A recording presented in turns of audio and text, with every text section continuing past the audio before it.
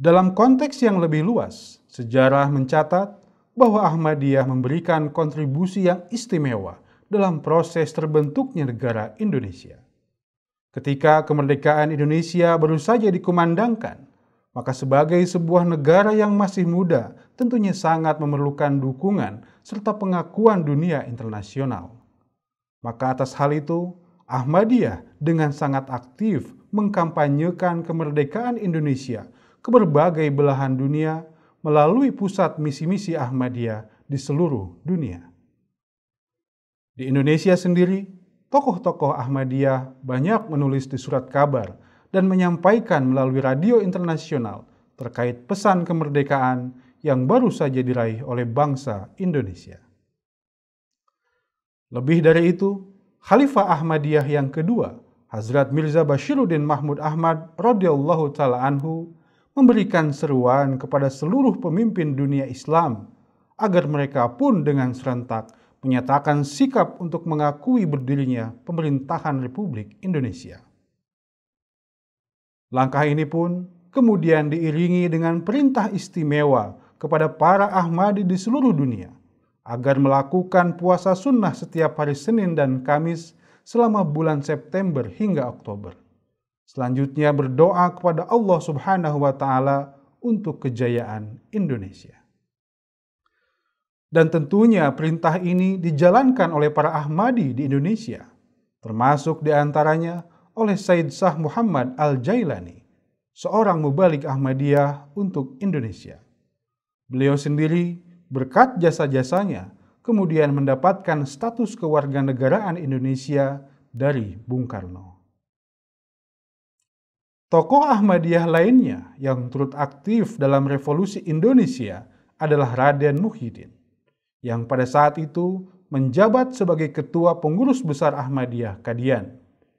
Beliau aktif dalam perjuangannya sebagai Sekretaris Panitia Persiapan Kemerdekaan Indonesia pada tahun pertama di Ibu Kota Republik Indonesia. Namun, atas hal tersebut, beliau akhirnya diculik oleh tentara Belanda dan hingga kini hilang tak tentu rimbanya. Pada saat gerakan anti-Ahmadiyah berkobar di Pakistan pada tahun 1950-an, di Indonesia sendiri, Said Shah Muhammad tidaklah tinggal diam. Beliau kemudian menemui Yusuf Wibisono, seorang tokoh Masyumi, untuk melakukan tukar pikiran. Dan sebagai hasilnya, Yusuf Wibisono menulis rangkaian karangan dalam harian Mimbar Indonesia yang mengkritik pemerintahan Pakistan. Tidak lama setelah tulisan-tulisan Yusuf Wibisono tersiar, Duta Besar Pakistan untuk Indonesia, Chaudhry Mudabbir Hussain berkisah kepada Said Shah Muhammad bahwa dirinya telah dipanggil oleh Presiden Soekarno, yang mana pada kesempatan itu Bung Karno menyalahkan serta menyesalkan pemerintah Pakistan yang bersikap a priori terhadap kejadian huru-hara anti-Ahmadiyah. Peringatan keras Bung Karno dapat dilihat dari kata-katanya yang tegas kepada sang duta besar. Sampaikan segera kepada pemerintahanmu, kalau pemerintah Pakistan terus membiarkan keadaan itu berlarut-larut dan tidak berusaha mengatasinya dengan segera, maka kami akan meninjau kembali apa perlunya pemerintah Indonesia melanjutkan hubungan diplomatik dengan pemerintah semacam itu. Kedekatan Ahmadiyah terjalin juga dengan tokoh nasional lainnya, yakni Bung Hatta. Dan serupa dengan Bung Karno, tokoh proklamator ini mengenal Ahmadiyah melalui buku-buku dan perkenalan dengan tokoh-tokoh Ahmadiyah di Indonesia.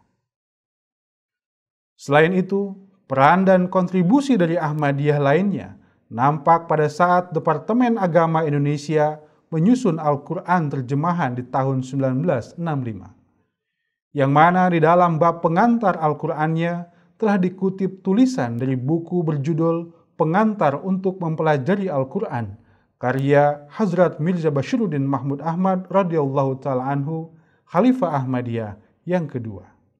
Dari berbagai fakta tersebut membuktikan bahwa Ahmadiyah sedari awal berdirinya memiliki ikatan yang kuat dengan bangsa dan negara Indonesia. Dan hal ini menunjukkan kecintaan Ahmadiyah kepada tanah air. Dan tentunya kecintaan dan kontribusi yang serupa tertanam kuat pada diri setiap Ahmadi hingga kapanpun.